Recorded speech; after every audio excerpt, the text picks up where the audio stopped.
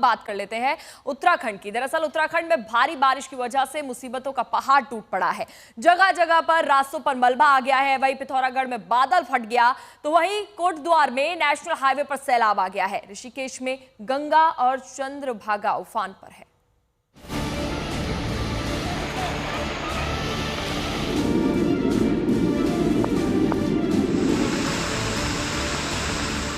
ये उत्तराखंड का कोटद्वार है। पहले पानी के इस प्रचंड वेग निकल रही तीव्र ध्वनियों को सुनिए। उत्तराखंड में आसमान से आफत बरस रही है। पहाड़ों पर हो रही बारिश की वजह से जगह जगह झरने फूट रहे हैं। इन झरनों के साथ बड़े बड़े बोल्डर भी गिरते हैं। कोटद्वार के नेशनल हाईवे 535 पर अचानक से झरना फूट पड़ा। पानी का बहाव इतना तेज था लेकिन लोग फिर भी नहीं मान रहे थे। गाड़ियां लेकर निकल रहे थे। एहतियातन राहत बचाव दल की एक टुकड़ी तैनात की गई। उत्तराखंड में भारी बारिश के बाद कोटद्वार के नालों में उफान आ गया। अचानक से नालों में इतना पानी आ गया कि धाराओं ने विकराल रूप धारण कर लिया। पानी के इस प्रचंड प्रवाह के आगे जो कुछ भी था तिनके की तरह बह गया।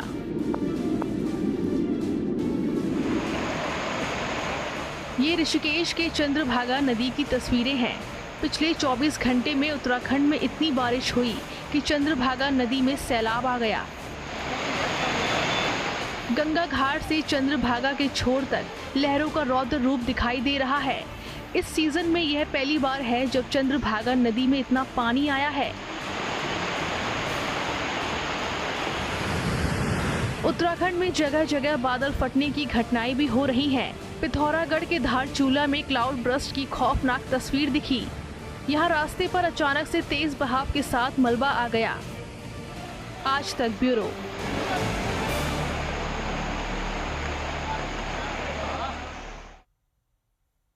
और अब बात मैदानों की कर लेते हैं। दरअसल बिजनौर से बनारस तक गंगा कहर ढा रही है। बिजनौर में गंगा के साथ साथ छोटी नदियां उफान पर है तो वहीं संगम नगरी प्रयागराज में हालात बद से बदतर होते जा रहे हैं।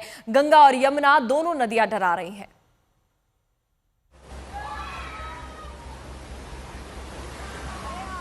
ये यूपी का बिजनौर है जहां नजीबाबाद में गंगा और मालन नदी उफान पर है।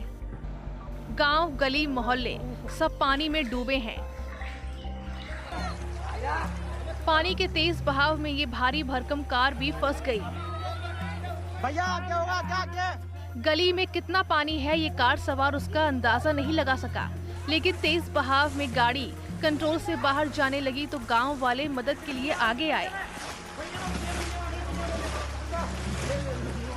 कोई रस्सी से खींच रहा था तो कुछ लोग धक्का देकर कार को इस प्रचंड प्रवाह से निकालने की कोशिश कर रहे थे।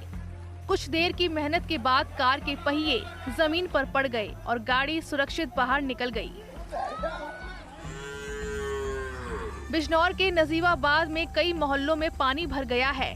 गलियों में 4 से 5 फीट तक जल भराव है। जरूरत के सामान पानी में डूब गए हैं। ये प्रयागराज का राजापुर इलाका है जहां सब कुछ डूब गया है। राजापुर के बाजार, गलियां, मकान सब डूब चुके हैं। कुछ मकानों की पहली मंजिल डूब गई है। 10 फीट से ज्यादा जल भराव है। जिन गलियों में लोगों की चहल पहल होती थी, बाजार गुलजार रहते थे, वहां अब एसडीआरएफ और एनडीआरएफ की रेस्क्यू बोट चल रही है। प्रयागराज में बाढ़ है।